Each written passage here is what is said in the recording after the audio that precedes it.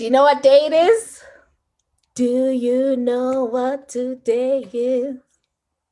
It's wait, what day is it actually? Guys, I lose I lose sight of where I am during the week all the time. Somehow I always forget, especially midweek. Okay, do you want a clue? Monday, Tuesday, Okay, Wednesday, it's Monday. Thursday. No, it's okay. We're recording on Monday, the 8th of March. 2021. Which is what? Okay. International Women's Day. Yes! Happy International. Happy International Women's Day. So what did you do for women in your life? The bare minimum. The bare minimum? Yeah, I did the bare minimum. No, Shama, I was at work, but I still did the bare. But I have a question for you, Nat, before you actually ask what I did. Did anyone post you today? Just, I'm curious. What? Asking. No, actually, I think this guy's top Taste of Southern Africa on their Instagram page. They posted Xolie and I and other women. Oh, we give thanks to them. Visionaries. Young visionaries. Oh, no, we're proud and we're grateful. To all the gents who listen to Girl and Skies, you would have gotten the memo from Twitter, the Twitter streets, or the podcast streets. If you don't post her on Valentine's Day, you must wait until International Women's Day.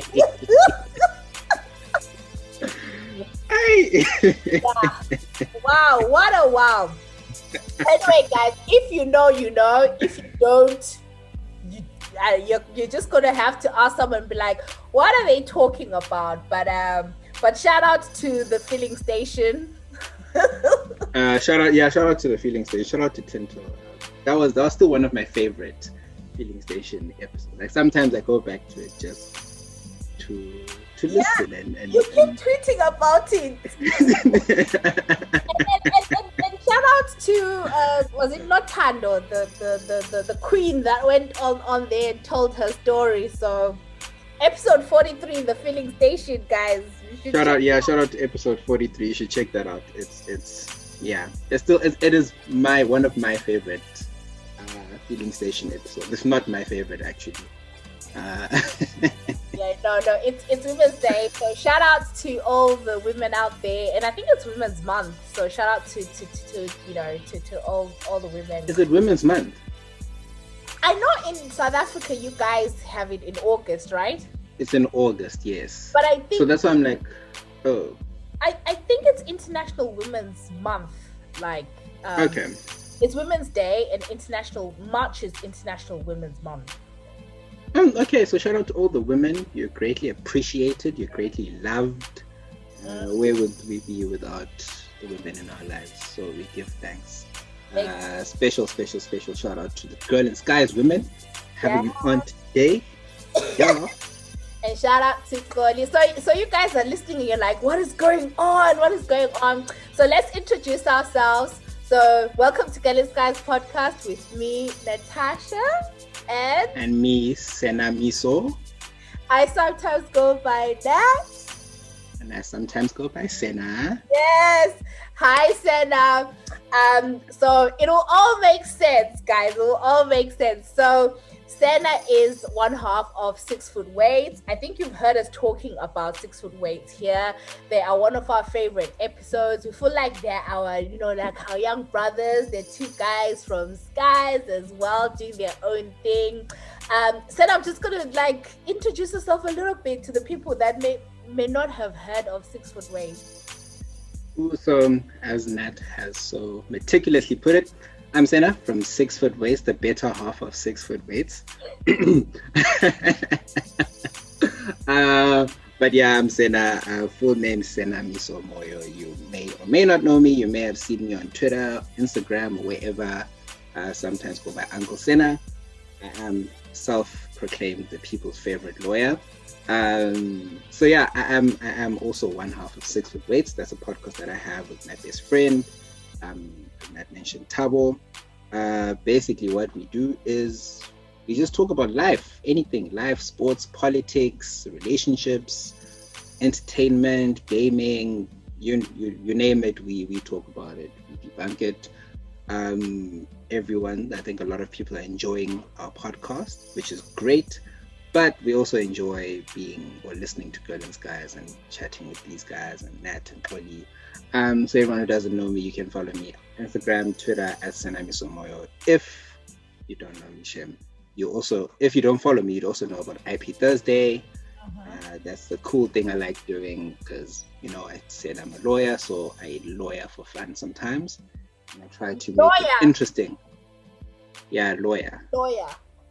L-O-Y-A or lawyer. Lawyer. So yeah, in my on a day-to-day, I'm a commercial lawyer, specializing in IP a lot of the times. So yeah, that's what I do. That's what I'm all about. Cool. Like Man United, like football. I'm just a guy, just another guy from Blues. Yes. So we're gonna have fun with Sena for this episode. If you missed Xolie, see the podcast that he talked about. I'm not saying anything. Maybe you may want to check it out. She may pop up there. I don't know. Sena, I have always wanted to ask you. Sena means, so what does that mean? Oh, okay. So I like the episode you guys did a few weeks back on names. I actually wanted to tweet you that I didn't get the chance to do it. About names and beautiful African names and all that stuff. So Senamiso means, and this is according to my dad, to be satisfied. So it comes, it's a Ndebele word actually. Well, more Zulu than Ndebele, but I like to say it's Ndebele because I'm Ndebele. But it means uwenama, as in ngeneme. So wenamiswaini is Senamiso sami. So my parents were satisfied when they had me, I guess, and then they decided to give me that name. It's very similar to Sanelisiwe, or you know, that kind of vibe. Yeah. So that's what my name means in full. Obviously, a lot of people butcher it, so I decided to go by Sena because it's easier.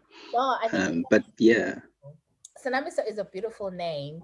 So do you live up to that name in every area? You satisfy every area?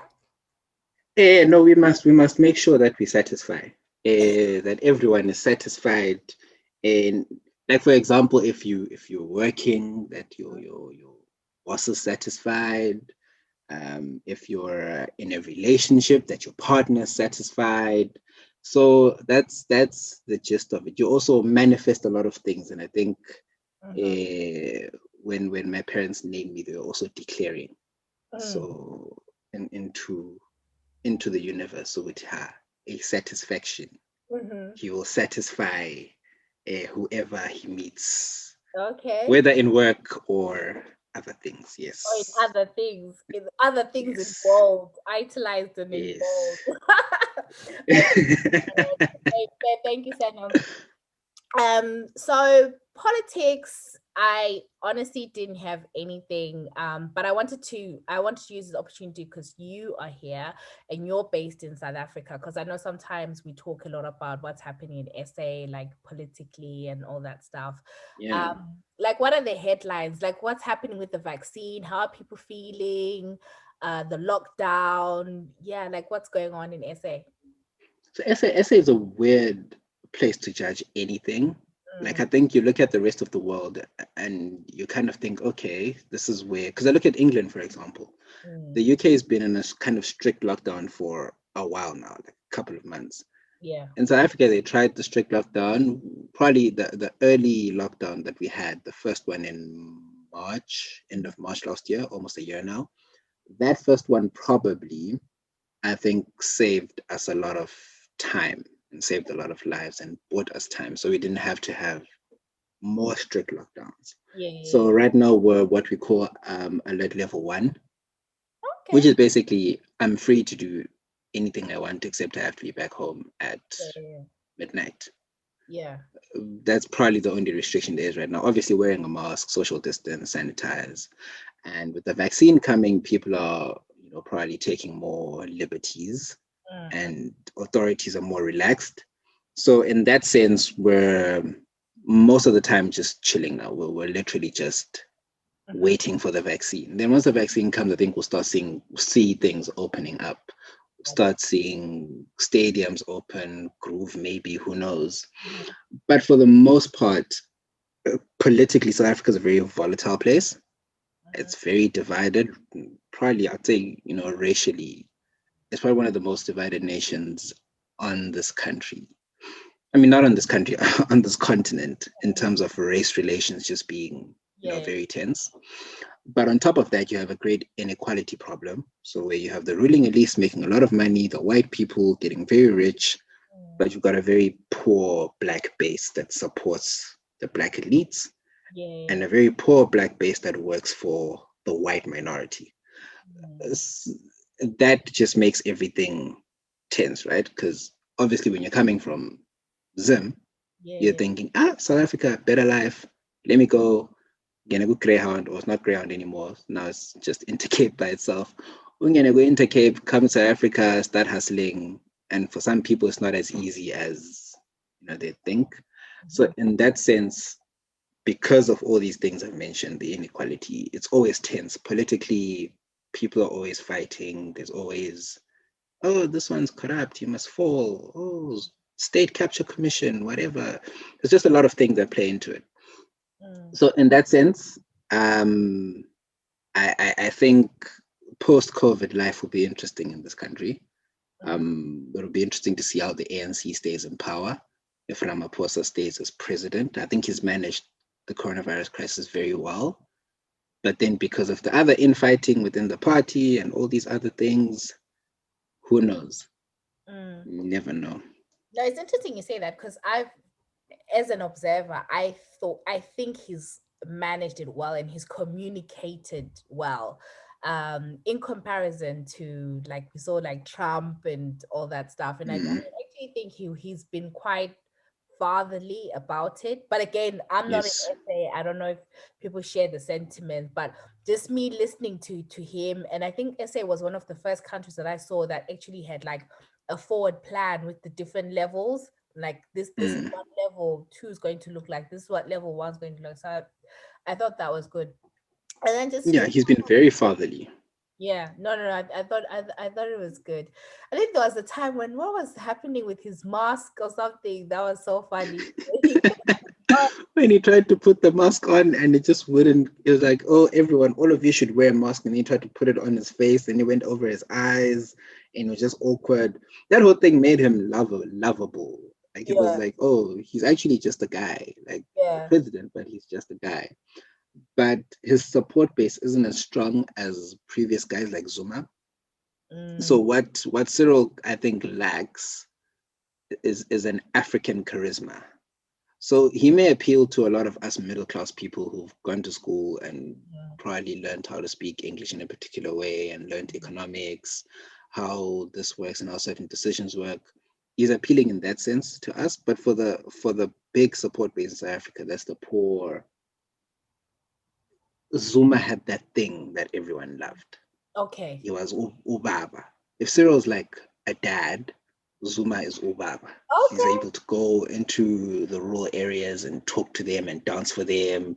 You Yeah, go Mshinwam and women would just go crazy. yeah. And that's kind of the difference where I think, in as much as he's competent, I think, Mm, but it may be his weakness come the next elections. Who knows? mm. That's an interesting point. And then just finally, in terms of how is it like for immigrants? Because obviously sometimes always hear about Mm, xenophobic sort of like flare ups here and there. I know a lot of people who used to be based in SA who've like moved to Australia and different countries, and are sort of saying, SA is kind of reminding me of Zim back in the It's a day. tense environment. Yeah. So how is it like for immigrants? Do you know? So it's xenophobia in South Africa is an interesting sort of concept, because I always think that it's externally motivated and someone externally triggers it. Because you'll go through, for example, I've gone through life in South Africa without experiencing xenophobic hatred or a xenophobic attack. But that's not to say that it doesn't exist. But I think what happens is we have a government that's failed to deliver on promises of 1994. So then the supporters get angry. And they won't vote the government out because they love the party, they love Mandela, they loved all these things. The government itself is corrupt.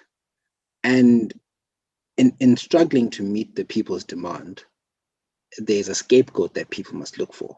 Now, the white people are chilling there also in all of this, observing it, right? Because they have all the money. This is just my theory of what I think brings xenophobic attacks and that xenophobic hatred in South Africa. And why I think it's not the average South African who hates foreigners. I think most South Africans are pretty tolerant and they like foreign nationals.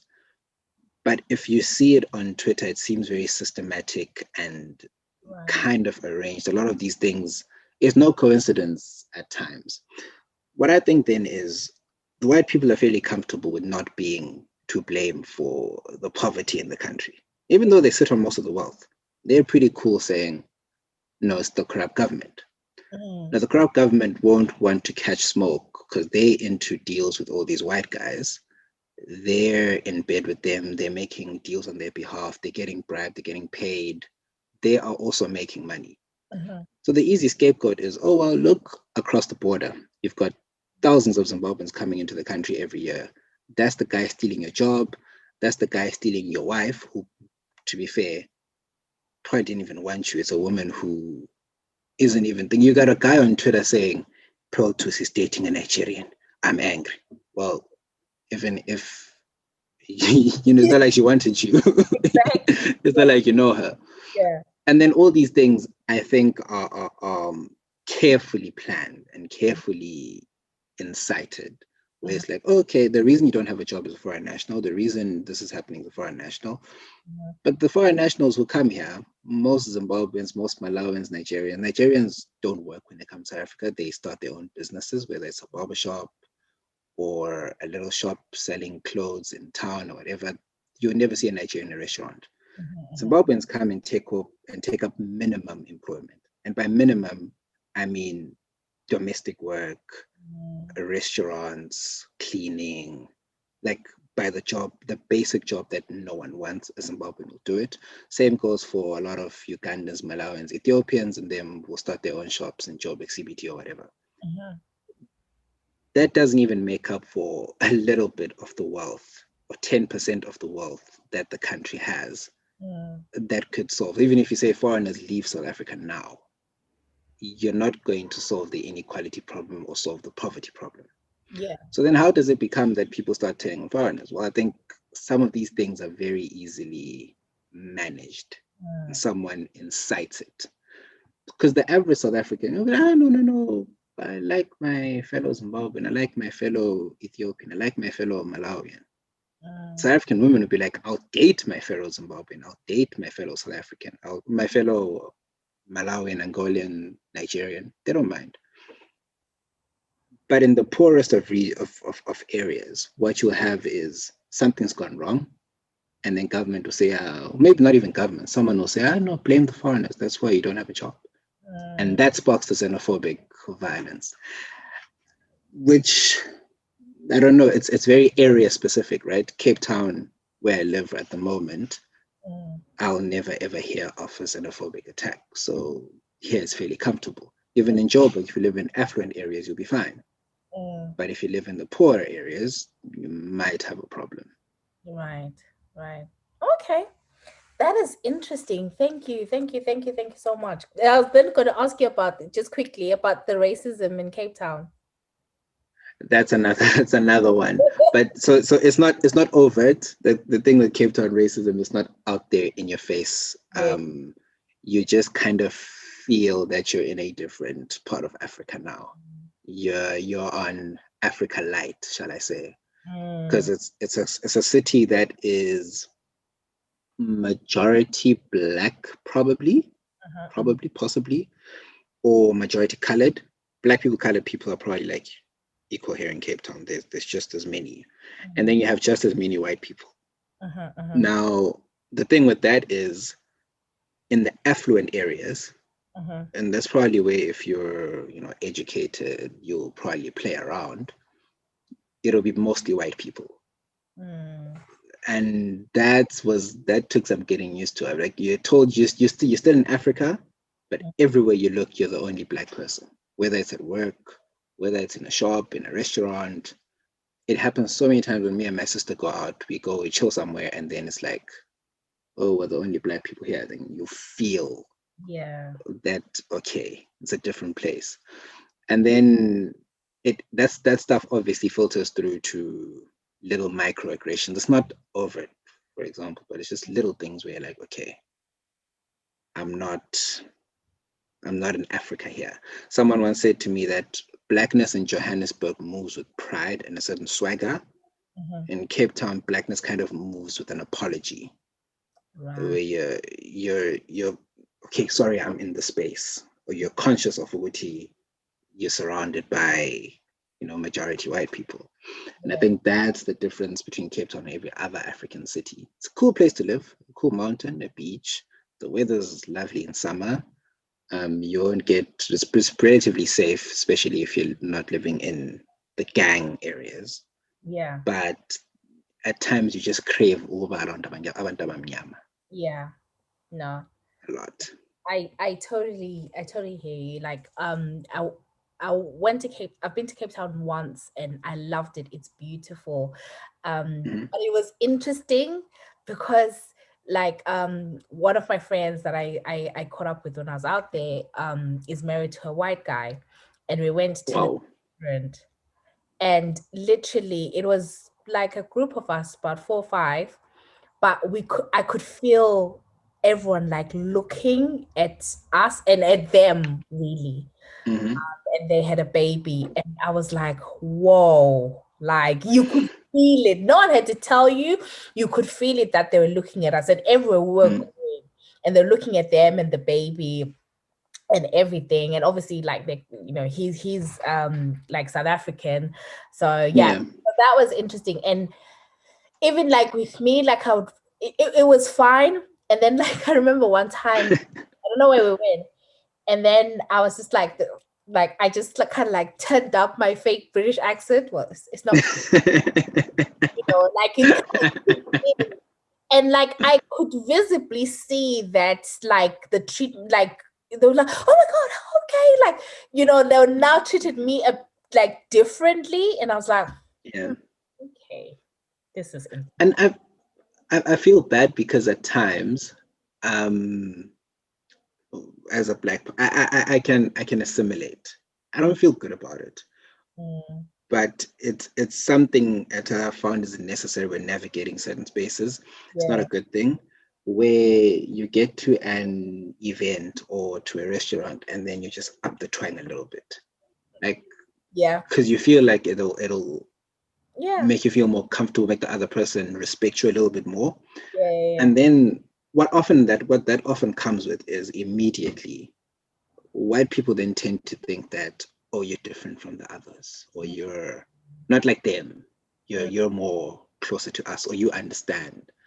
So I've also had instances where, and this shocked them, where I was chilling with some white friends of mine here in Cape Town, and we're talking politics, and they were slandering Zuma. It was during the time he was president, and he was there was first investigations into state capture and the Guptas and all these things.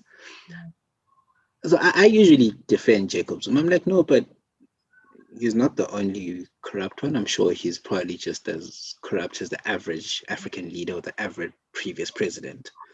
Like, then there was a surprise, like, how could I defend Zuma? Like, I realized in their world, Zuma and Malema are evil.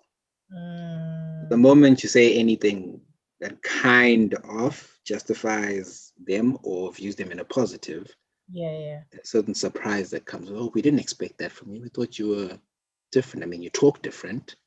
So how? And those are the little things, right, that get to you with the white domination in the Cape. It kind of reminds me of, the Dave Chappelle used to have this skit, which was when keeping it real goes wrong, where like where I don't know if you've ever seen any of those skits.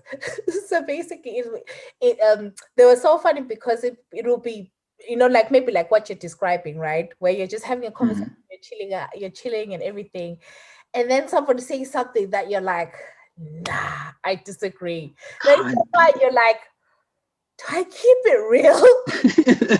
Do I just like chill? Yeah. And the other thing is, I'm just thinking about it now. And the other thing is, and we don't realize this at times as some Black people, when it comes to interviews and presentations and things where you actually have to impress on a corporate level, and you almost feel like, ish, if I go with my natural self, the word comes naturally to me, I might not get this opportunity.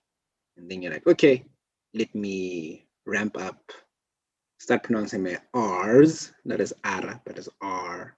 Start pronouncing my words a bit differently. If I do this way and I sit and I say it this way, things might work in my favor. And that's at times the little things that you feel like you have to do when you live in a city like Cape Town. You feel like you have to perform. It gets exhausting at times, I must say. And that's why for the first, I moved here 2017.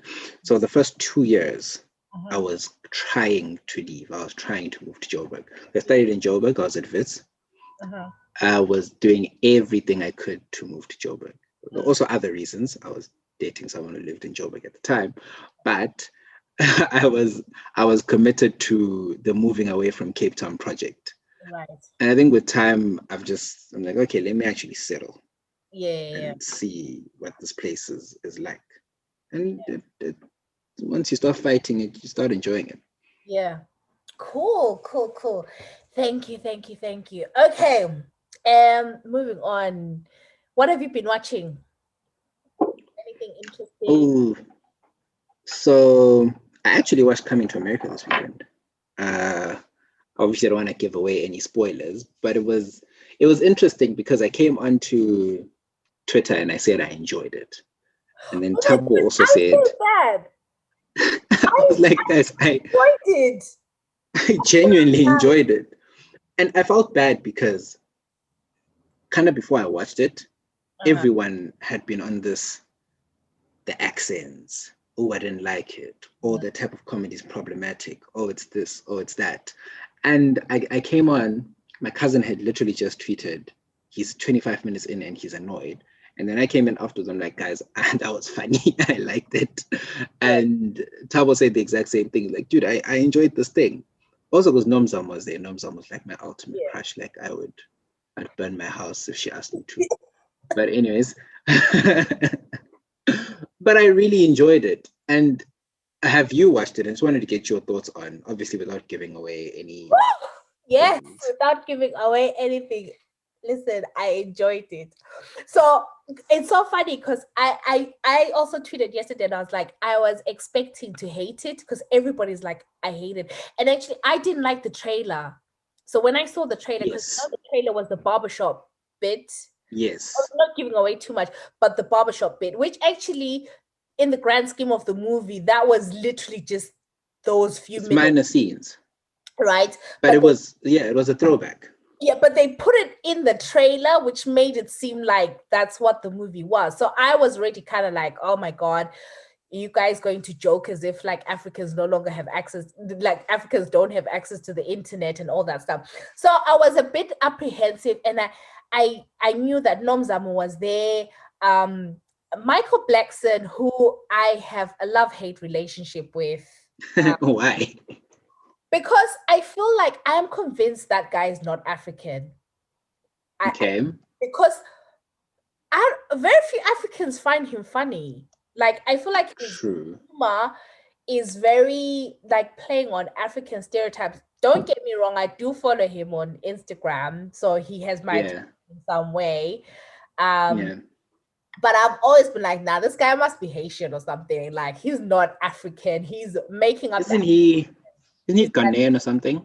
Apparently, but I'm trying to because I think this guy is not. So anyway, I enjoyed it. And what I tweeted after, I was like, listen, if you take away everything and just take it for what it is, a comedy, it's funny. Exactly. Right? Exactly. And I feel like this is coming to America too, right? 30 years after.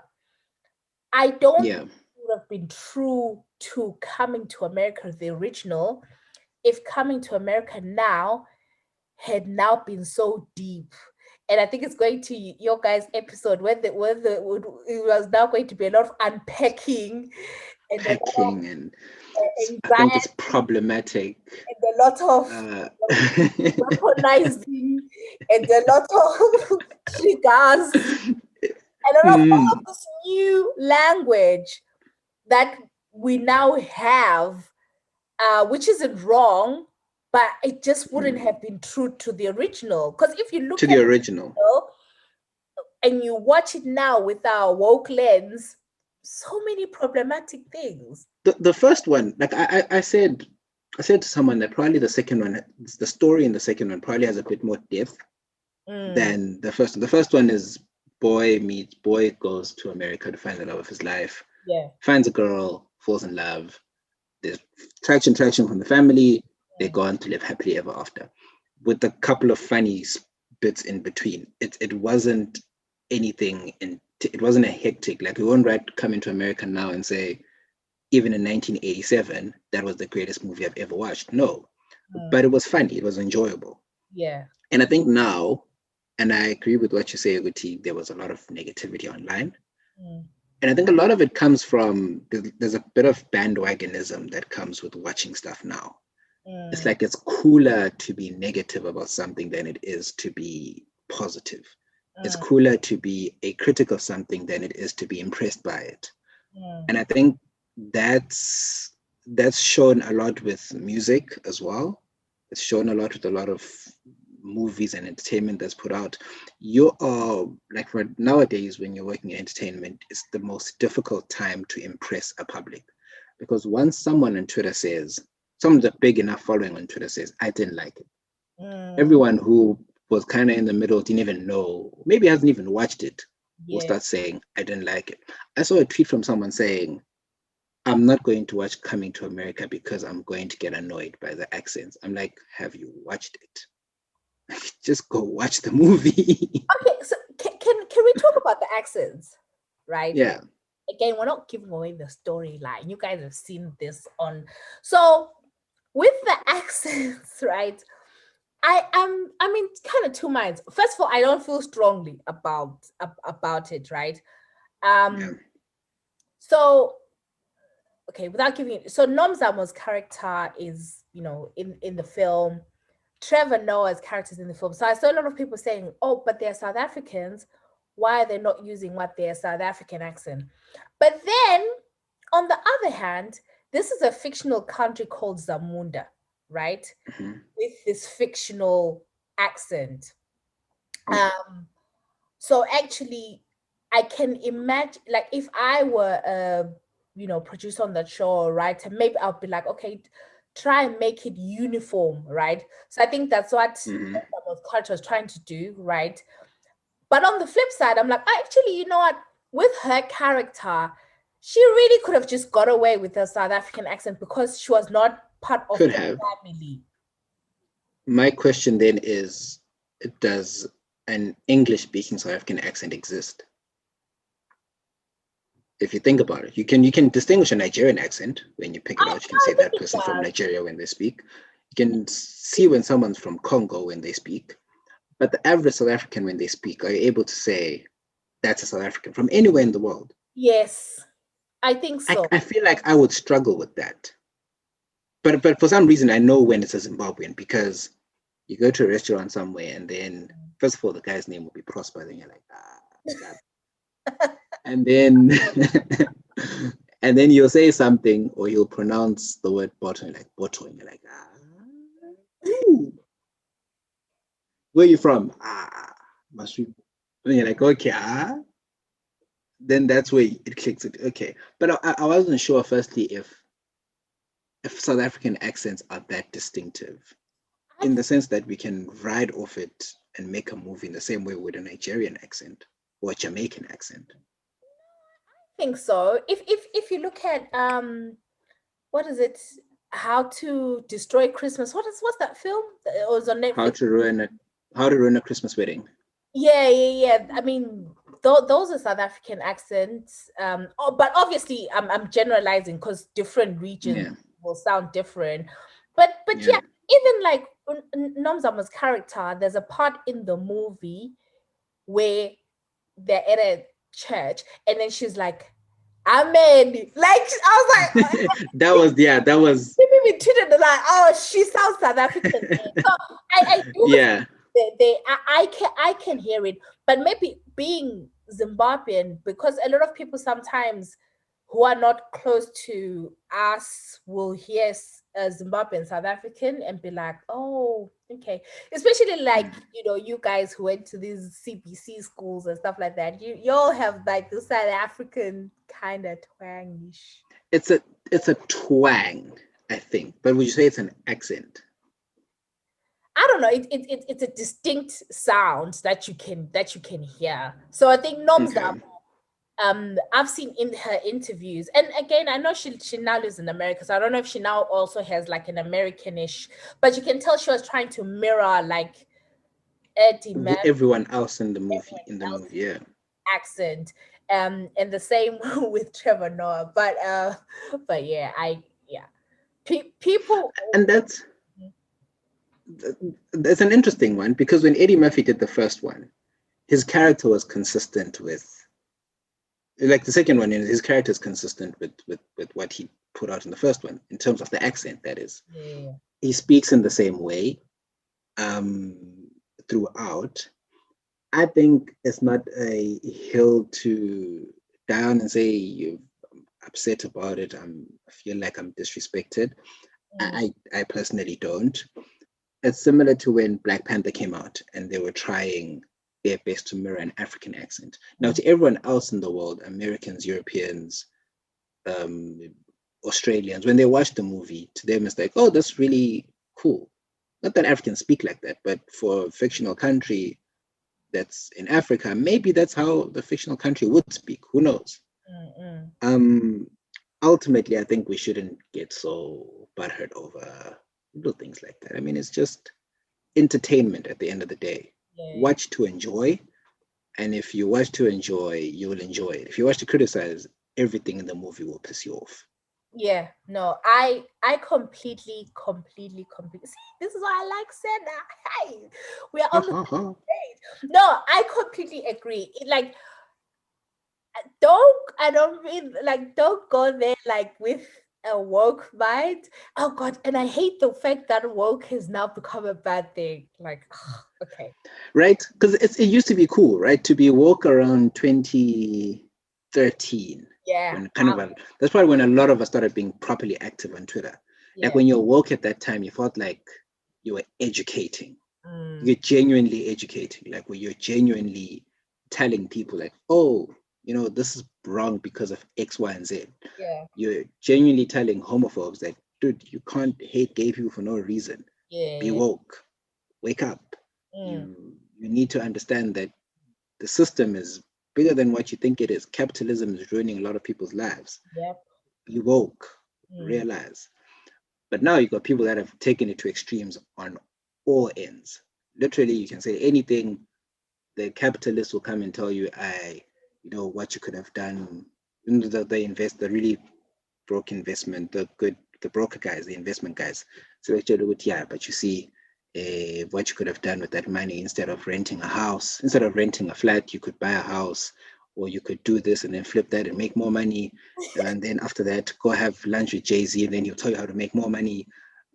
It's a lot of things have gone to the extreme, I Yeah. think, I to a point where it's not realistic. Yeah, I agree. It's like, is it called LLC Twitter or whatever? The Jay-Z Twitter. It's like, Jay-Z Twitter. you're buying that cheeseburger, tell them to take out the cheese, use that 20p to invest in Bitcoin, and then Oh, flip it round to this.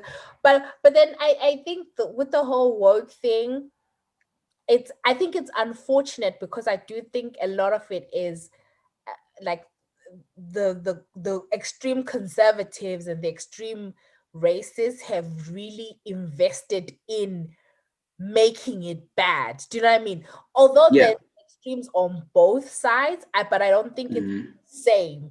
But I think like a lot has been put to, because how can being woke be bad? But I hate it because even now Yeah. I'm not woke, but Because now we're talking about this movie and we're like, woke people, like, relax. yeah, exactly.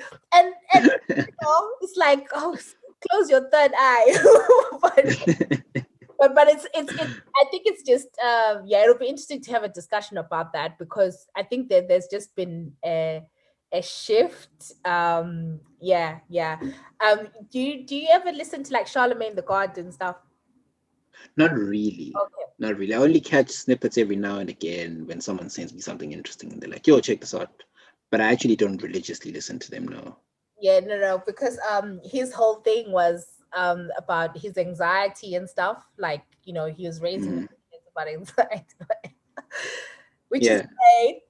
But because someone was like, if you say anxiety 3 times, Charlemagne will pop up. Because like literally, I don't think there's a conversation he goes without Yeah. about anxiety. But yeah, okay. So that's coming to America, guys. Tell us what you guys think. Like, what did you hate about? Obviously, there's things that could. Oh, what I did. Is this what the product placement? It was a lot. Oh, The Pepsi, but even the first time around, they did the whole McDonald's thing, okay. and so I guess it was in keeping in line.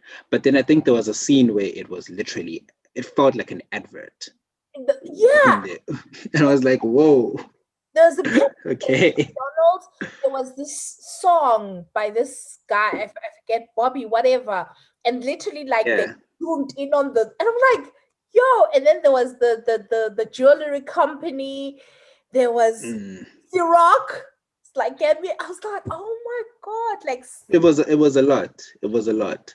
But then you can tell that they sold some advertising there.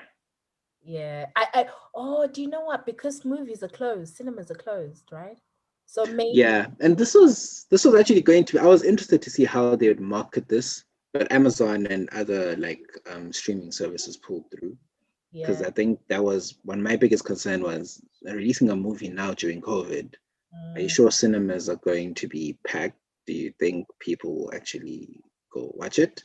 yeah. But I think for the most part, I think they've done pretty all right in just trying to make it available on a streaming platform or streaming platforms. Yeah, yeah. No. That is good. Oh, have you seen the Megan and Harry? I was about to do that song. There's a song that Idris did.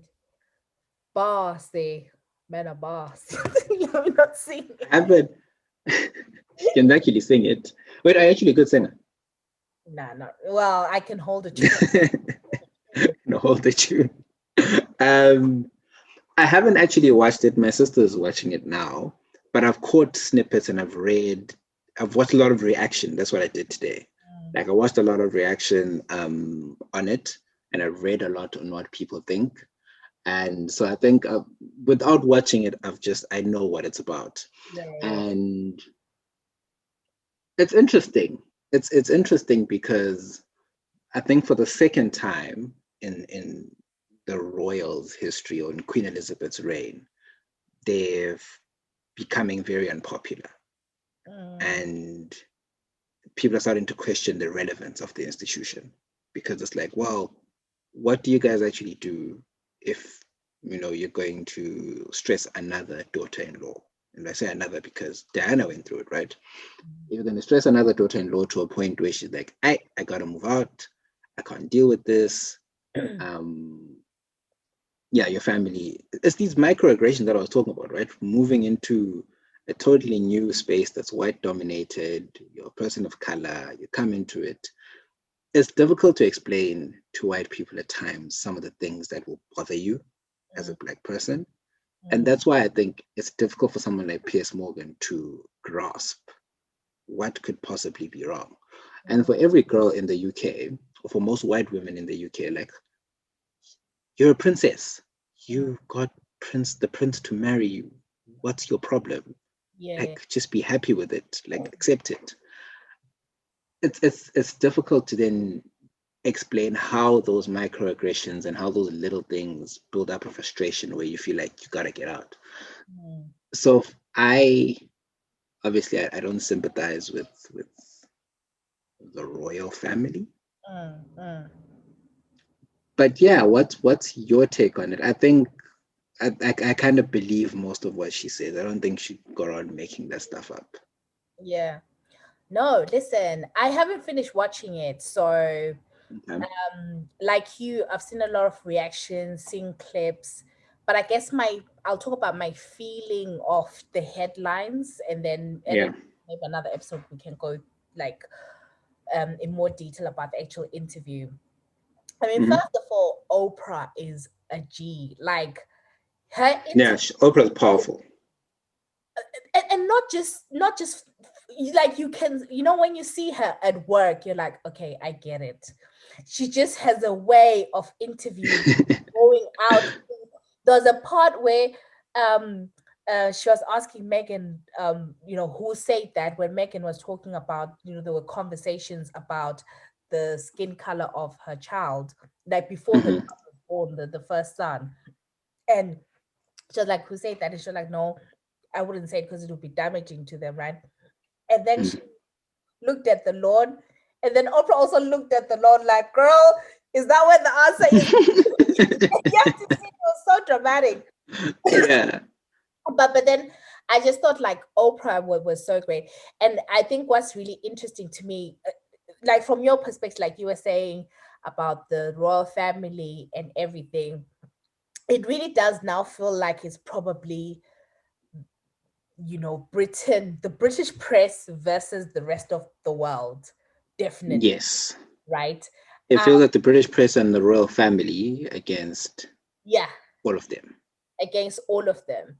And for me, I think what's really interesting is, I didn't know Meghan Markle was biracial before Harry. Like, I used to watch Suits. I thought that was a white girl. Like, I know there's a part where her father is Black. Yeah. So after, but I didn't know. Like, I literally was like, she's white. Yeah. I thought so too, actually, from season 1 of Suits, and then she started dating Mike, was it season 2? And then that's when father showed up, and it's a Black guy. Yeah. And then they're like, oh, and they explained it on the scene that it just happened to be very light in complexion. Yeah. So and it makes sense because her mother's Black, but she's not dark-skinned Black. Her mother's biracial, but as well. Yes. So her mother is a half Black, half white. But in America, you're Black.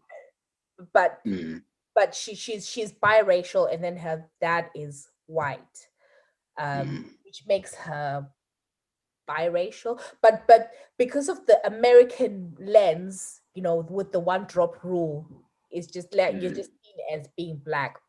So for me, that was the first thing, was like, first of all, like, we didn't really like she was Black, but you didn't think she was Black. Yeah. But sharp. It was like, okay, girl, okay, cool. And then to see the headlines, just the microaggression against, and you're like, what if she was actually like Black like me? like, oh.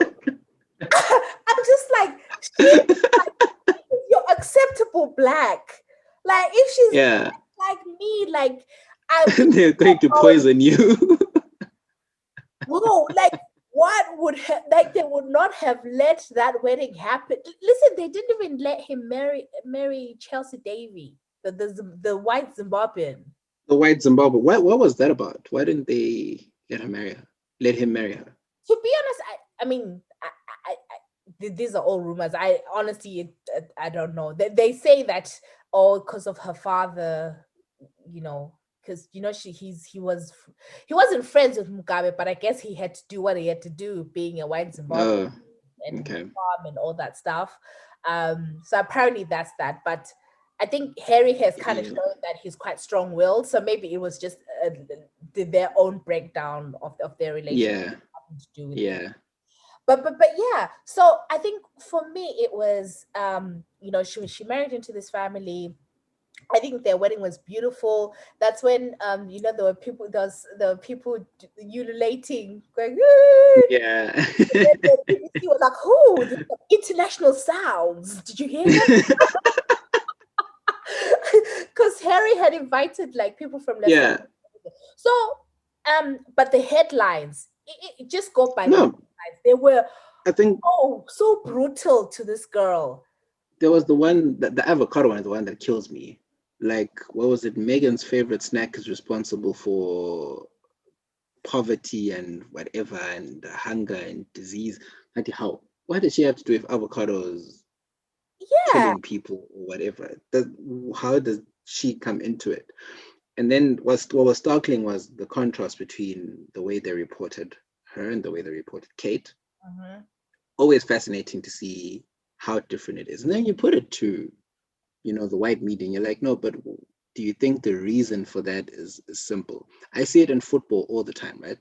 Raheem Sterling, he'll go and spend money on a house, and they'll be like, footballer splashing money. Marcus Rashford did the same thing. He went and bought houses, and they're like, yeah, footballer splashing money on houses. And they're like, no, just because he's black, no, he's wasting money, he's spoiled, he's living it up. But if there was a white athlete who did that, Wayne Rooney had God knows how many cheating scandals in his career.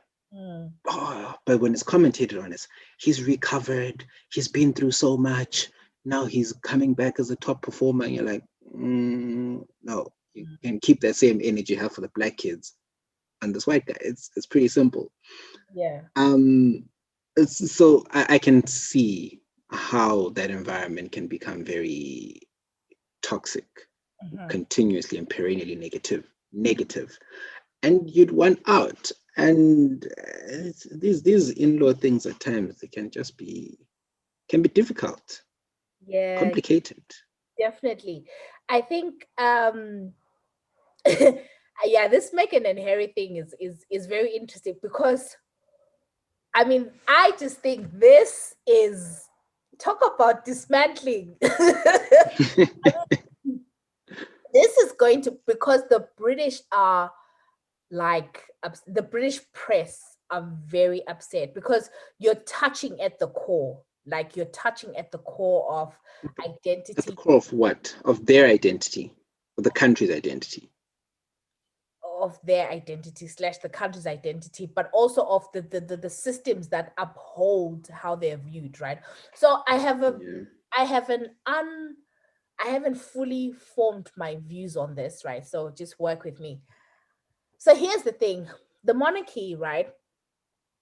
I think it's fair to say like the British monarchy is the most high-profile monarchy in the world, right? Existing, yes. In comparison to other monarchies, right? Yeah.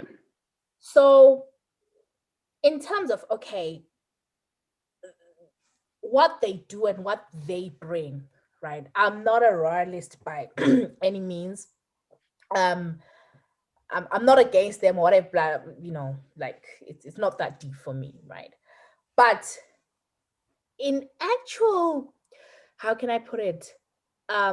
Just there being a monarchy, there being a Buckingham Palace, there being a this, they are such an attraction point, and the amount of money they bring in terms of tourism, in terms of any pageantry things that happen, right? terms of eyeballs, people watching, they actually bring a lot. So Mm-hmm. they are a spectacle that brings money, right? And Okay. they are, so the queen is like a figurehead. She doesn't really like run things. So, Yeah. okay, that thought there. So if you look at other monarchies, um, so now what when the British were colonizing a lot of our countries, if you Mm-hmm. look, one of the first things they attacked is monarchies, right? So it's take Mm-hmm. it even to Zim, right? And look at how they made sure that King Lopengula's, kingdom is destroyed. You know why? Yeah. Because a monarchy in a democratic system or whatever, right? It speaks to stability in a way, Yeah. because the Mm-hmm. fact that you could have a monarchy, which is a hierarchical system, and a family Mm-hmm. that you say is a monarchy, and Yeah. everyone is still living their lives, that is Mm. is a stability piece as well, right? Yeah.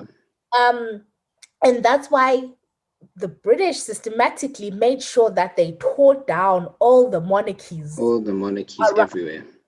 Yeah, because there's a purpose I think monarchies play, which is why I, for example, I'm very pro like the Ndebele king and all that coming back. Yeah. Because I think those things have a place, right?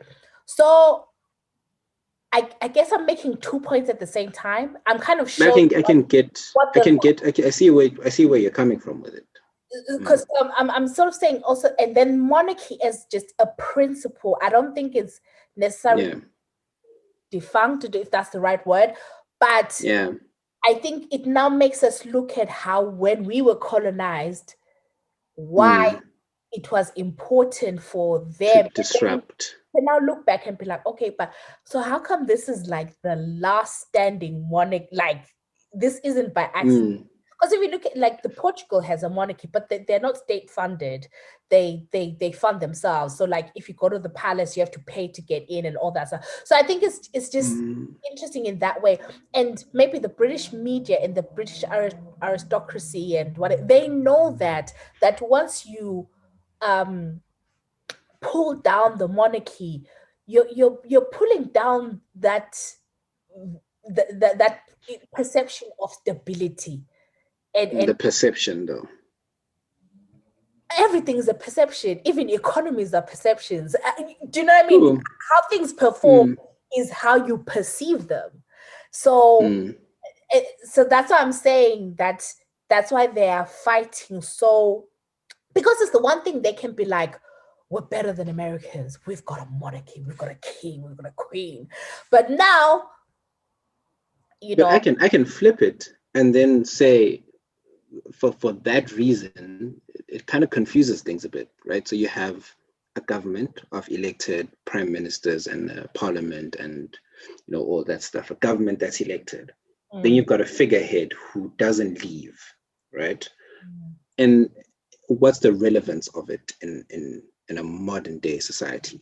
Obviously, it is about perception, but you can have the one thing America's done very well. They understood that perception is important, and they've sold democracy as this thing that works, right? You have elections, and you have a powerful election between two parties that go at it with two main candidates, or you may have independent candidates, but you have two main candidates who go at it, and then the one who convinces the people is the one who wins, and then democracy is upheld and applied through that. And in that sense, they could make an argument to say, hell, hang on, we have a more fluid system. It's stable. More than anything, I guess my point is coming to, I don't see the place of a monarchy in a modern day society. No, especially in the sense that, especially in a democratic scenario. If we're having a monarchy for the sake of it, we have a monarchy, king, queen, they sit at the top, they make the decisions. But I'm very much against importance being placed based on bloodline instead of merit. Like, they're just there because blood dictates. Prince Charles, shitty human being as he is, has now an elevated sense of self because the family he's born into. On top of that, it's not like there's an active role that they play in government. They don't.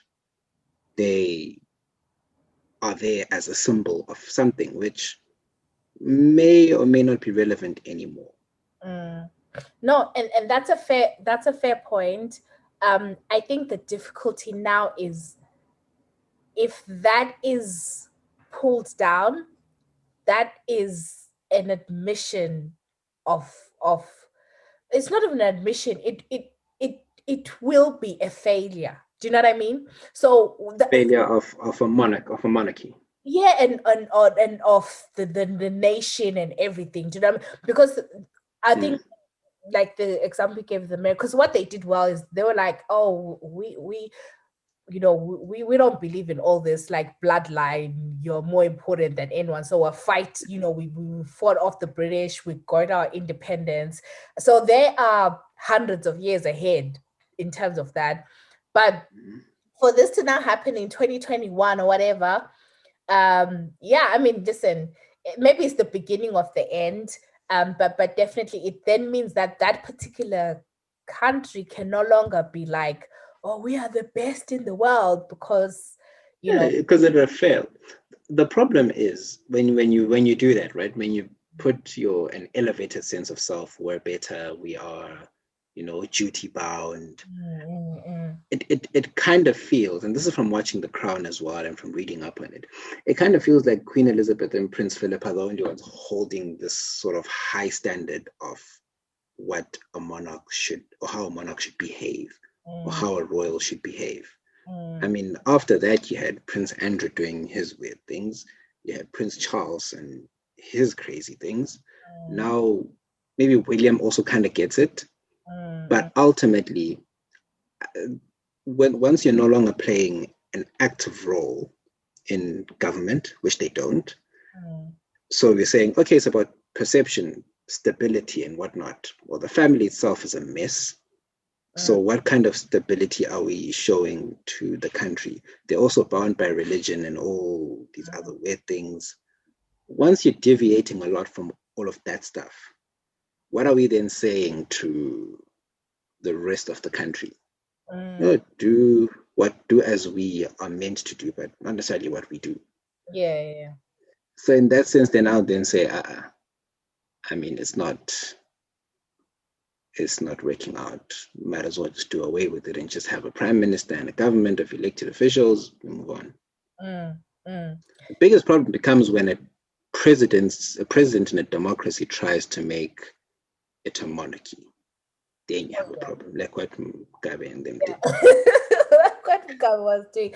But I just love that, we're seeing the spirit of Princess Diana. I'm like, yes, Elon Dombo. I was like, yes, from the beyond. From the grave. She's fighting. And it made me think of so just the whole in-law dynamic, right? Moving away from Meghan and all that stuff. But actually someone tweeted and was like, you know what, guys, like, why are we surprised? Because a lot of people have really horrible experience at the hands of their in-laws and Court and all that stuff. Mostly women, I think, feel that. I wonder why it is mostly women, though, that feel witty when you marry into a family. They not do feel like, I think most of them actually experience very negative things when they marry into a family. But it's so interesting because as a guy, my big dream is I'll marry someone who will come to my home, my family will love. So I come from a big family, but we're as much as we're big, we're pretty close knit. So my dad is the first of 9. Oh wow! And then I am the second of 4.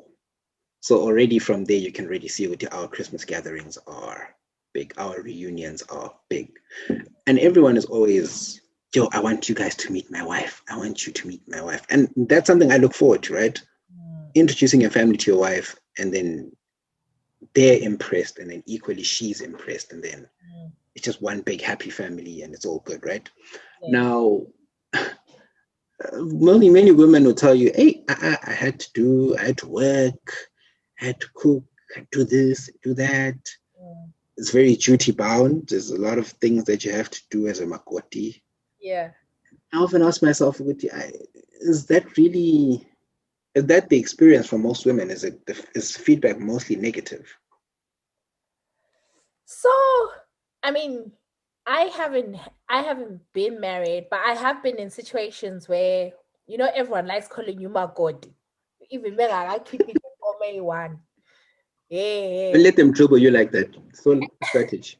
No, but even the families. And I look back at those They're situations, part of the strategy.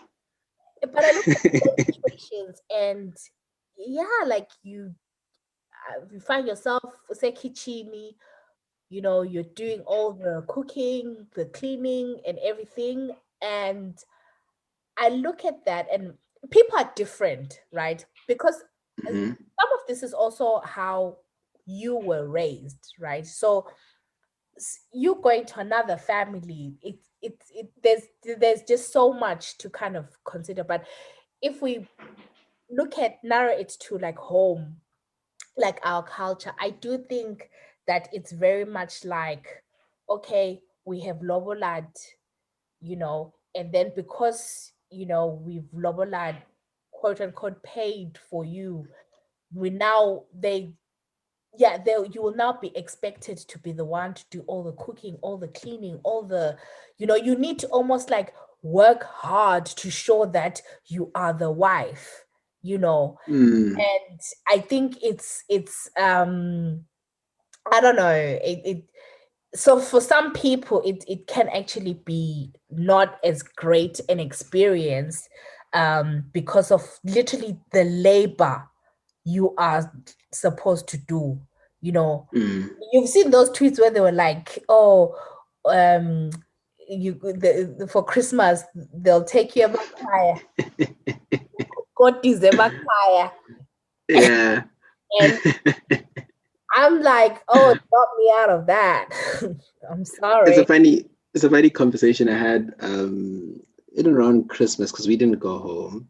But Yeah. then there was a day when we called the fam, and we were just talking to my dad, and then he had one loudspeaker, and we're like, oh, so what did you guys do today? And they're like, no, we kai, as Yeah. he said, and my mom was in the background. Like, yeah, so it was a good day. That's what he was saying. He was like, oh no, it was a good day. And she's like, no, it wasn't. I was by the smoke. And that's when I'm like, and that's when I'm like, oh, he was genuinely happy to go home, like, and be with fam. And she was like, I'm tired. Yeah. And that kind of thing, I don't know how. Maybe our generation will be the one to fix it. You get to a stage where omakoti are now cooking over a stove instead of over a fire, which is obviously better. But I think maybe we get to a point where we don't look at omakoti as labor. Yes. I think that's That it. would probably be the best part. Yeah. Because there's someone who tweeted tips for being a Makoti. There's something about, oh, you should hire a Kate, like what, hire Mm. caterers to come. I was like, okay, yeah, that would be me. Um, you know, that would be me. And yeah, but I know that person someone even caught flack for that as well. someone there was a friend of mine who said she was just posting online Uguti, instead of spending the whole day over the stove roasting chicken, Miguel, if you're working and you have a good job, just go to Woolies and buy that Woolies chicken, the Woolworths chicken snack. And I was like, yo, mm-mm. But I think for the most part, it's patriarchy, right? Because if I'm in Kwenyana and I go to my wife's home, Yeah. I literally sit, I fold my arms, I take off my shoes, and I'm treated like a king. Like I Mm-hmm. don't touch, even just you feel awkward as a Mkwenyana standing up to do something yourself. Yeah. Like that's how different it is as Yeah. a guy. Yeah. Like you literally feel weird for getting up and going to get yourself water, you always feel like someone must bring it to you. And they always feel like you must be welcomed as a visitor, treated well, with respect, and all these things. It's so different, and I think with each generation we kind of have to change it. Fortunately, I think our mothers are also great gatekeepers, right? Because they'll be like, if I come with a wife now, and my mom's had to go through this for the last, God knows, 30 years, what is that ring? I come with someone, are you telling me the 30 years she's been doing it, she's just going to be like, hey, I understand we're now in 2022, 2021. So you don't have to worry. Don't worry about dishes and cooking and all these things. It's fine. I've advanced. No, she's also going to be like, I worked. I went through it. It's your turn now. It's your turn now. Yeah, but I think you're right. It is really like patriarchy, and it's how we view marriage, right? Because it's viewed as, like the daughter is fortunate to have been picked by this guy. So that's why even the family are like, oh my God, we have to treat what Umkhwenyana really well with respect. Because because marriage in our culture, it comes with its tunzi, right? It comes with a level of societal acceptance, societal, and although it can be beautiful, but it also is like there's that societal there's that respect that you get to Suchatil. Exactly. And like even at church, so I'm Catholic, I used to go to Christ the King, and there's a certain uniform that's worn, or a certain society that's only joined by women who are married. Yeah. Unless you're married, you can't join St. Anne's. And they're distinguished, right? They're the mothers of the church. If you're not part of them, then it's like, really, are you like a mama? Yeah. You get what I mean? Yeah, I get what you mean. And yeah, so I think we have to start really, because we know that marriage serves men more than it serves women. Have you seen the studies that say like married women live shorter than unmarried women, and married men live longer than unmarried men, because they're having someone taking care of them. So I gotta fix my situation fast.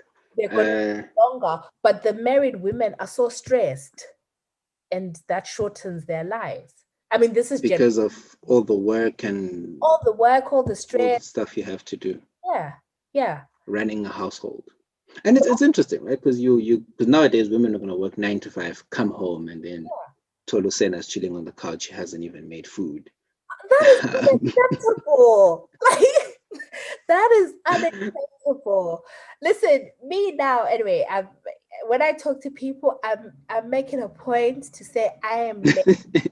So that just get away from me with your whole, like, I'm like, I even if they ask, can you cook? I say, no, I can't cook. No, because why asking me this question? Like, no, I don't want this. Like, I want you to have the lowest expectations of me.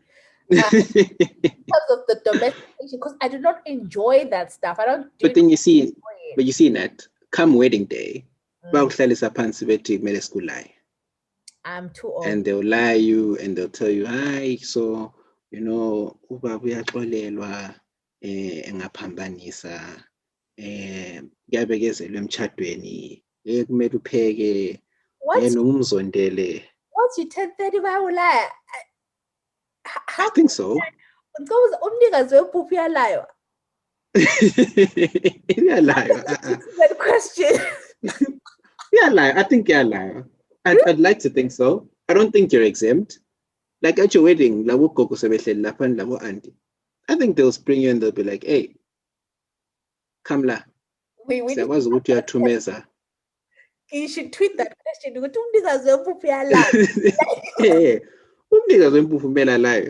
I think even if to groceries engine, they'll still want to sit you down and be like, right, XYZ.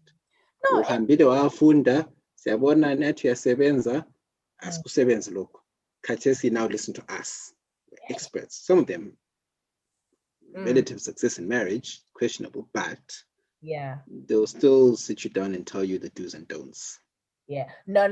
I'm joking. Like, I am pro ulaya, but I think it should be even, because it always feels like it's the, you know, the women by liar, and then the men are told, I even nxa kulabantu kulamankazana phandle, hayi kungafiki endlini. Like that is the extent. Oh, you're cheating, make sure you cover that fish. Like, or they say, yeah, you can go outside, but to make sure ukuthi endlini uchiyolungisile right. So always make sure your wife is satisfied, even if you go outside, so that she's happy. It's a weird dynamic. It's very unequal. I will say, I'll admit. And the uncles will say, "Mfana ungaona, utshele someone uzotshela mina, so that, you know, izinto zingabonakala, sibekwazi ukuthi abantwana bangaphi." Belungisa undercover, and then 20 years later you find out you have a long lost brother. I can umuntu lo ngapha. Hayi no, babuya babadala. Exactly. Tell someone that we know where all your kids are when you die. No shame. So we know where all of them are. Because, you know, at the funeral there's always that one uncle who knows all the pop-up kids. I saw a tweet where someone was like, I was at my dad's funeral and there was a guy crying louder than I was. And the problem is he looked like my dad. Yeah. Yeah. What was the other thing you were talking about before? You said you saw about, I forget what you. I also want to ask you, do you believe in like energies and stuff like that? Like everything in life is dictated by energy and things. I can, on that deeper sort of chakra sort of level. I don't know if it's chakra level, but I believe in, people now call it different things. Some makes, you know, that intuition. I think sometimes there's that inner voice. Okay. So this is interesting. It's actually something that I once saw in a newspaper in Zim, but this is the first time I'm seeing it on Twitter. So it was a screenshot where this guy and this girl were talking, right? Yeah. So they're having a conversation. They're exes, right? So they used to date. So this girl texted this guy complaining that, look, I can feel it when you think about me sexually. Like, I feel it. Like, I can feel myself getting aroused when you think about me in a sexual way. And then I'm reading this, I'm shocked, right? So it continues like, yeah, but it doesn't mean anything. It's not like I'm doing anything with you. I don't even text you. I don't hit you up. I don't call you, nothing. So I don't know why you're bothered about this. He didn't deny it, right? First things first, the guy didn't deny doing this. Yeah. Like, yeah, but even when you look at my pictures or masturbate or whatever, I feel that. Like, I feel myself getting aroused. And can you stop it? Because it's really messing with me. Now, this guy was like, bro, like, chill, like, relax. It's not like I'm doing anything with you. I don't even hit you up. So what? We used to sleep together. Sometimes I reminisce and I fantasize, whatever. Big deal. And he posted the screenshot because he was shocked, right? No. The girl posted the screenshot because she was like, can you please see what this guy is saying to me? Now, a lot of guys were then quoting it saying, Gary, what's going on? What's the issue? What's wrong? And then I don't like calling them chakra hands because I feel like that's very dismissive of kind of the things they feel, because I think they're feelers. But I say girls who believe in those energies and that sort of stuff came out and they said, you guys underestimate the role that energies play in life.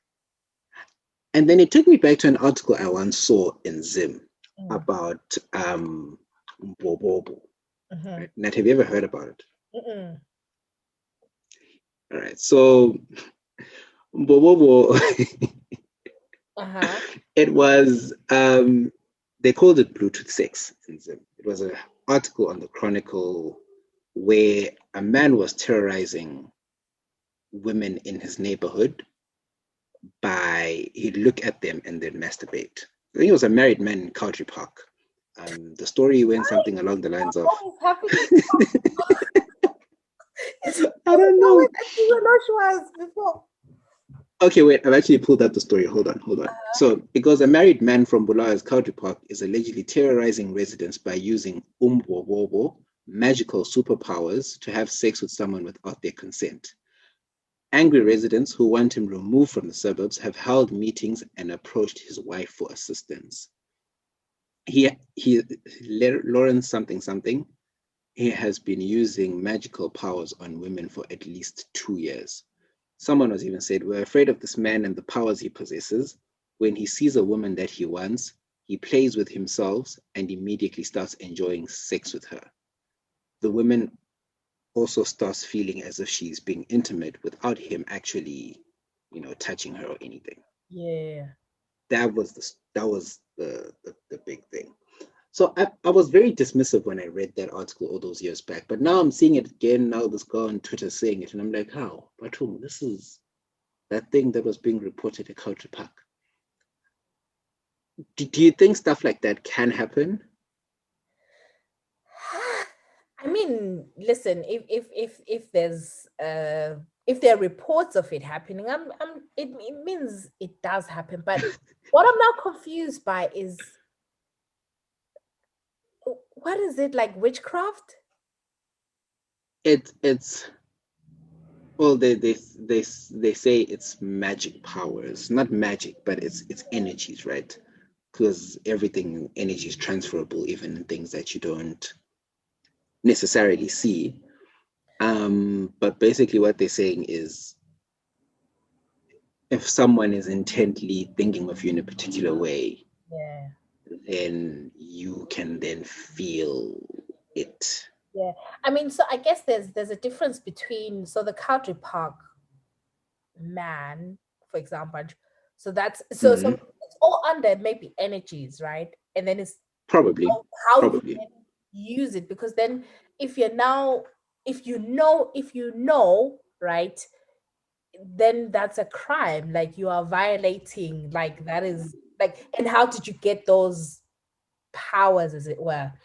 The other guy, actually, he didn't know, and then the ex was like, oh, this is what's happening, and he was like, what's going on? But now what I don't know is, he didn't deny it, right? He was just like, yeah, I do it, so why are you bothered? But what now I don't know is it so who is the, I don't know how I can put it, him or like, because no, but these are things that I think yeah, I think they probably do, but as a spiritual husband, this talking about. Do you remember that video of the girl being proposed to? and then she started having like a seizure. I saw that and I was like, yay, whatever it is that's waking up in her is fighting her. The spiritual husband was like, oh, you're not getting married, not on my watch. Wait, do you believe in spiritual husbands, and that you have someone out there who is for you in, I think a spiritual husband is spiritual world? Yo, I need to, before I start talking, like, okay, I do believe in like spiritual things, but so like a spiritual husband is what, someone you have a soul tie with. Oh, in a way. I mean, listen, I think there are I think it's I don't know. I think these things, because there are some things in life that happen that are unexplainable. That you're just like, yo, like, why do all my crushes just keep dying? Why do they keep failing? Have you ever had an ex text you and say, "Ish, ever since we broke up, I'm alone. Like it hasn't been working. It doesn't hambeli actually in the dating world." And then they even like your chief, is there like something? No, I haven't had that. I have had like good timing. I think it was like like losing you was the worst thing type thing. And that's happened that Oh, twice. And then have you seen those TikToks where I was like where they're like where they say something and then there's the dramatic. yeah, yeah. So it's like, oh, Lucy was like, so get me back then. So get me back then.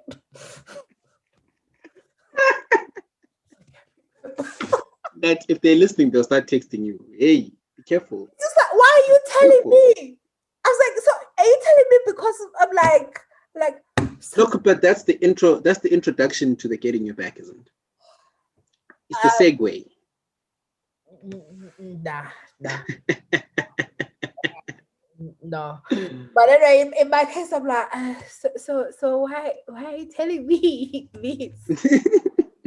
It's like so yeah. But no, I've not heard someone say, oh, it's not been working out. Mm. So, but I don't know. Okay. I do think that sometimes there are some things that you just cannot explain. And like back in the day, I used to be like, I don't believe in any of that stuff and whatever. And But I'm a soulmate. yeah, I mean, yeah. What, do you believe in a soulmate? Like not in the like the paranormal stuff, but just which do you think there's a soulmate out there for you? Soulmate. I think there are, or I look at it differently, right? From a romantic point of view, I think there's a finite number of people that you genuinely click with and can be with for life.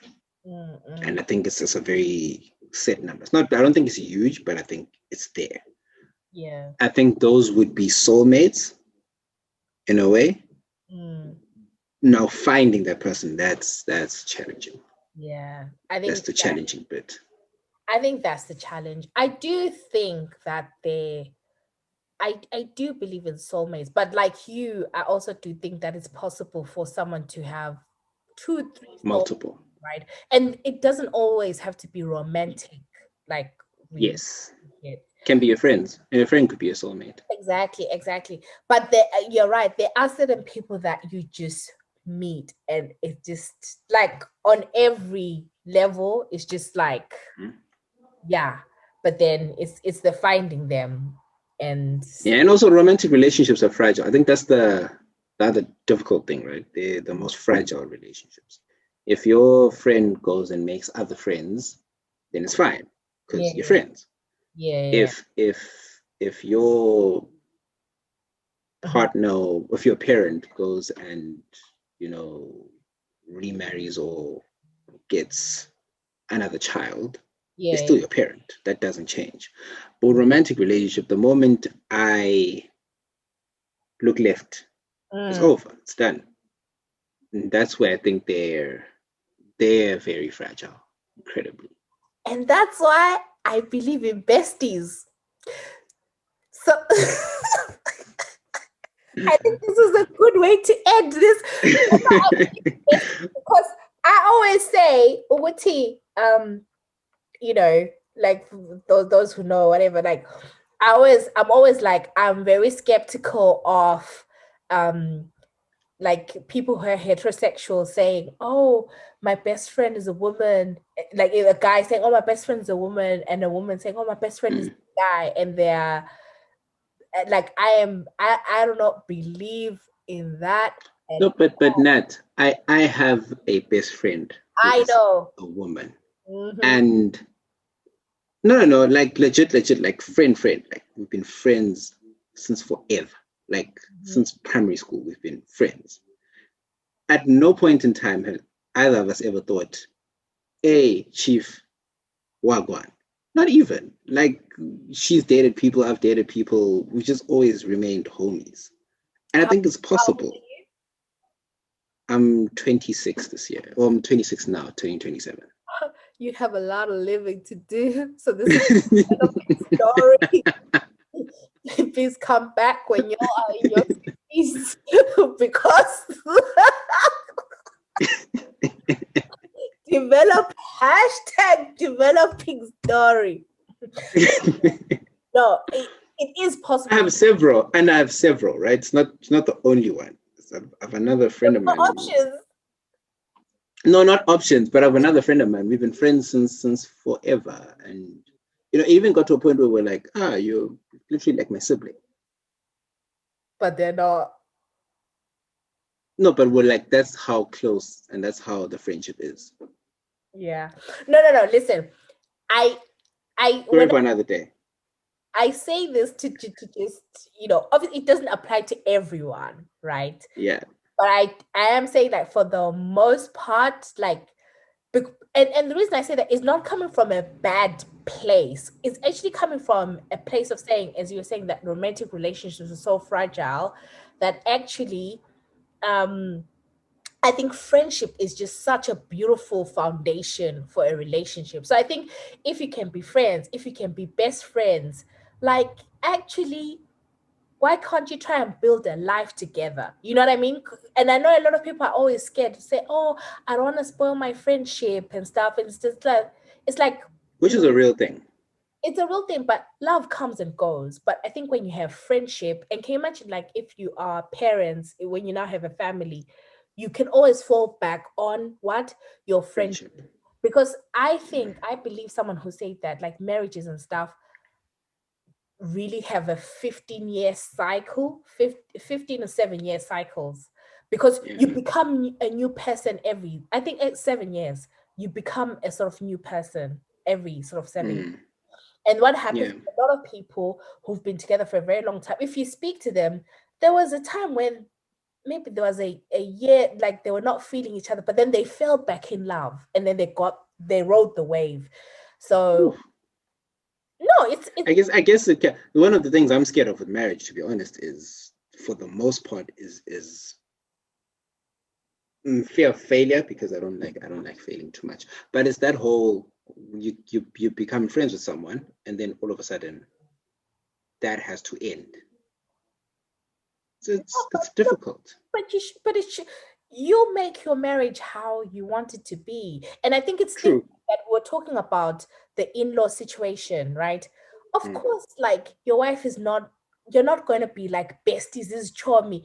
If, like, she's been slaving away and stuff like that, she's going to come back tired, like she's a different so it's both of you to preserve that, that youthful energy, I think.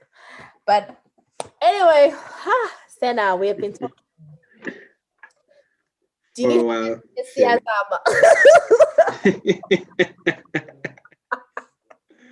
I am glad you asked, Shem. One actually. Explain to the people what Siyazama is. Siyazama is the people's segment. And by the people segment, I mean, this is where the people ask us questions of things they would like to know, things they've gone through in relationships, and things that generally, they'd like a perspective. Usually they want a guy's perspective, but today I'm on GIS. So what we're going to do is Nat is going to be my co-Siyazama. Okay. Listen today. Hallelujah. So this is from a female friend of mine. She has been seeing a guy, but at the same time, she's been talking to another guy whom she's known for many, many years. She really thinks she likes the guy, but they are separated by distance. So that's the guy she's liked for many years. Okay.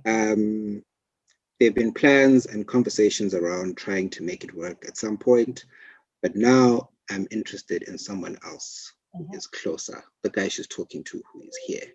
Yeah. Stick or twist, ngimshiye, and forget about the idea I had in my head with the guy who's far, or just take a chance with Lo Okola Katesi? Take a chance with the one who's there. Because this person that they've been talking to for years, right? I'm assuming that for years there's been distance. So a lot of fantasy. You don't know how it would be like when you're in close proximity. So but it's not to say, it's not to diminish connections that you can make with people over the phone and stuff like that.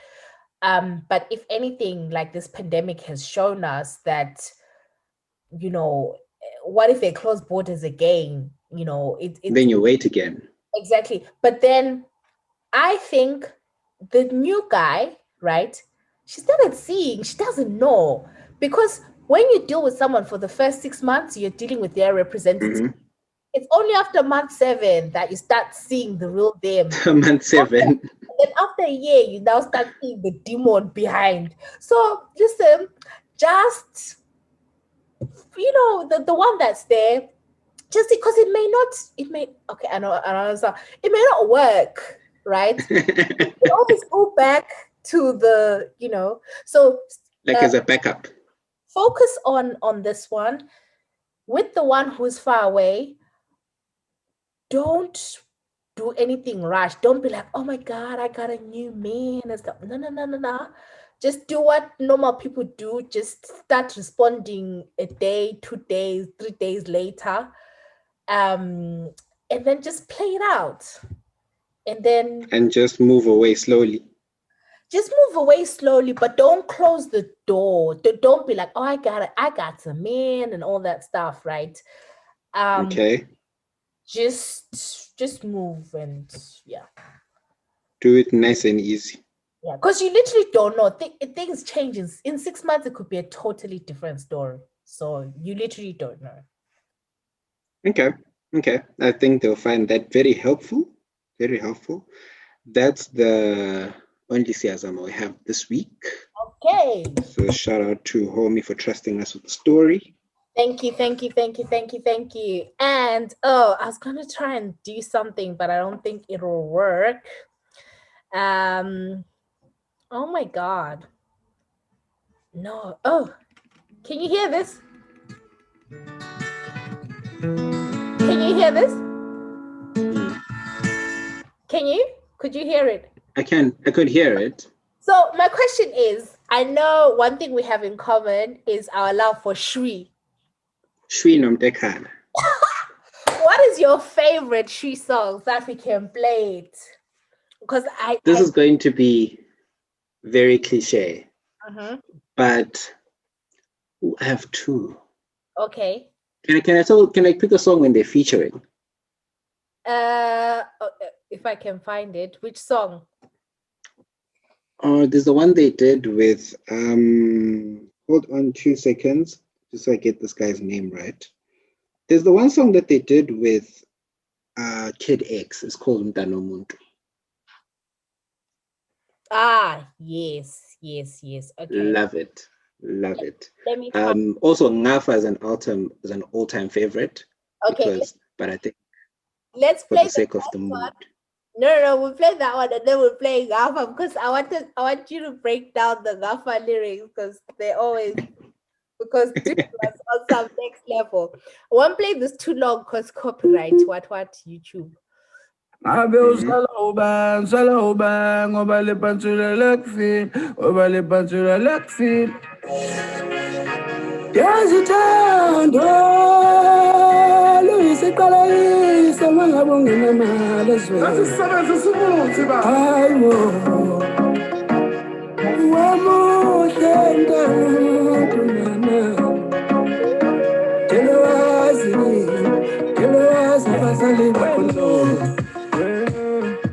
La vie, toi no mood, I'll send mood, I'll be Zaloba, get your bag of my pit. I built shallow bam, over the band to the left feet, over the band to the left feet, going to be a number to the band to the left feet, going to be a number on a tin in a young king, going to be a man of figure go to Manjang Natrans, going to be a Unchabulisa no Moya Wamupanya. You the hottest in the city, that's without a doubt. Respect that fresh, you're not the type of time to falling down. Always show up just to show off, then you shut it down. Independent missions could be worth a couple $100,000 on my yearly budget. Okay, so let me play Ngafa. KKK.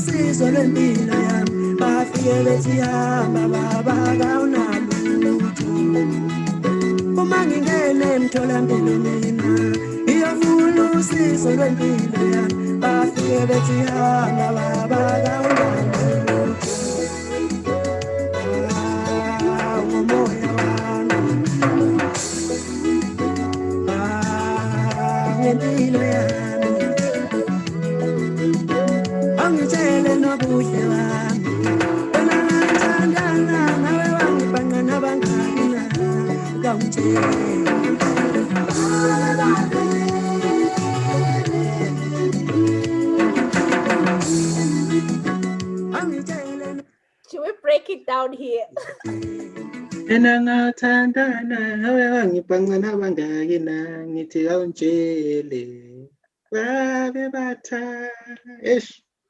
Yeah, ne? His heart was breaking. What did he expect?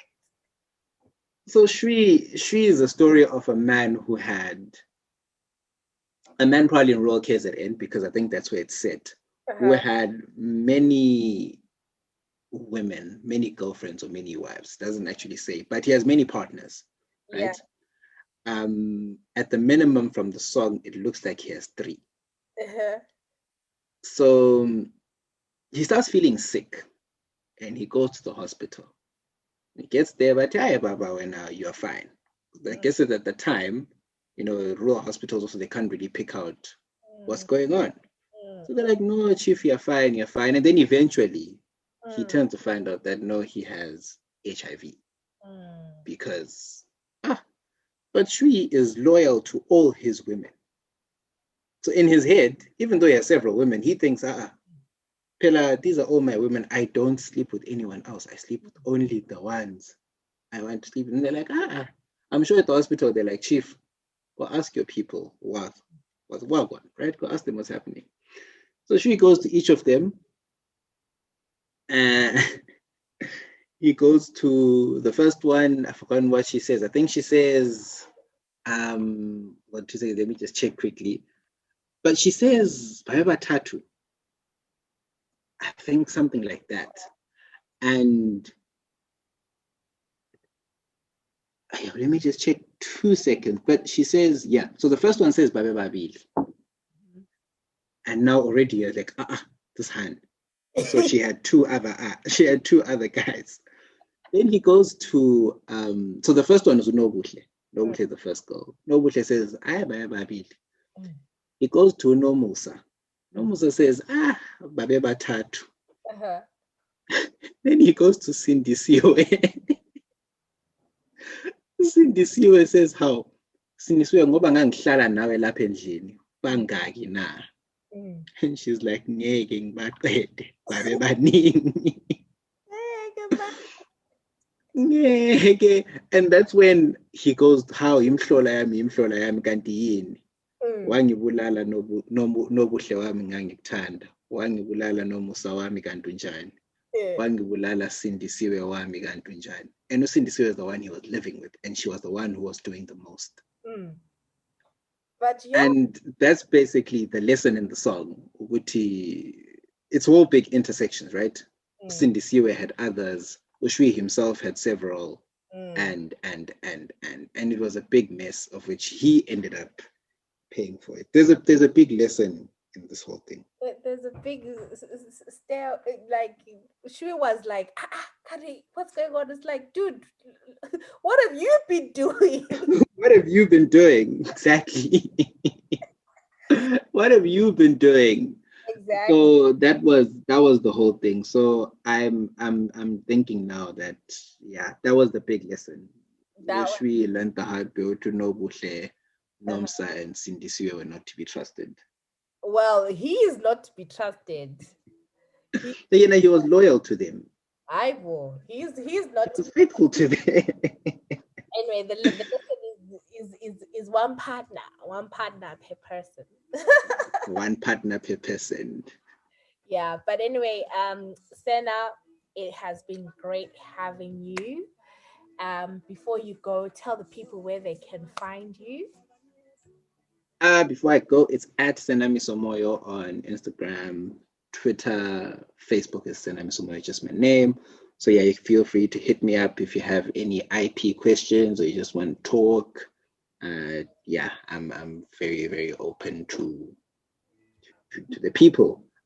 Also check out #IP Thursday. Every Thursday, there's some intellectual property story that I read up about during the week, and then I decide to turn it into a cool summary, which people seem to enjoy. So that's encouraging. So we keep going. And the last one you did, was it the Dave Chappelle one? The last one was the Dave Chappelle one and his whole beef with Comedy Central. How he signed a bad deal, and then finally, after how many years, since 2004, after a good 17 years, he was able to. Well, it's 14 years since he left Chappelle Show, but he was able to get money for the Chappelle Show, which was he was a bad deal. Excuse me, it was a bad deal that he signed, and then only now is he able to get royalties from it. He wasn't even allowed to perform and do another Chappelle Show elsewhere. Yeah. So yeah, definitely check #IP Thursday out. And where can people check out 6 Foot Weights? 6 Foot Weights is on Apple Podcasts, Spotify. We're not on SoundCloud anymore because SoundCloud had weird restrictions and limits. So Apple Podcasts, Google Podcasts, wherever you get your podcast except SoundCloud. And we're also just working on putting up snippets on YouTube, just of like what we do. We have a Twitter page. We will get an Instagram page as well. We're just working on moving into that space too. So yeah, definitely listen to the podcast. I host it with Tabo. You can catch him at Sir Tabs. I think that's his handle. And yeah, we talk about everything really. Banter, and sometimes we spit knowledge and wisdom. So yeah, the podcast is great. So definitely check it out, guys. Thank you so much, Sena, for having us during this International Women's Week. Have enjoyed. Happy International Women's Day, Nat, and to all your listeners. Thank you. Guys, if you're listening to us at Gallons Guys everywhere, #Gallons Guys. And if you have got to this part of the pod, because we have had I've enjoyed this conversation. It's gone on and on. So if you're the real MVP, ngeke ngibaqede. To show us that you got this end to this part of the pod. And I'm sure Sena will also give you a shout on his pod. And make sure you check out 6 Foot Weight. You guys know we love it. These are our young brothers. Like, please support them. Like, we absolutely love them. So, Sena, thank you so much. Thank you. Take care. Bye.